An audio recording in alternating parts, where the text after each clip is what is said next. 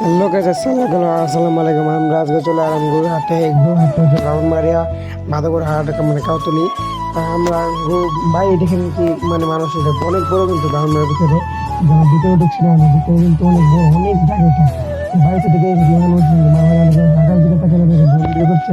আমি ভাবলাম ব্রাহ্মণবাড়িয়া কোনো টিকটকার মিট্টকার হবে, মানে ব্লগার টাকা হবে। তারপরে আমি দেখতেছিলাম তারপর একটা গরু পছন্দ হলো, রাত থাকলো, কিন্তু আমাদের গরু দেখতে কাজ হয়ে গেল।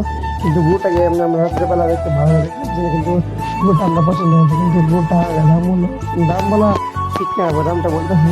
গরুটার দাম হচ্ছে 1,80,000 টাকা। আর দামে দামে আর পড়ছে।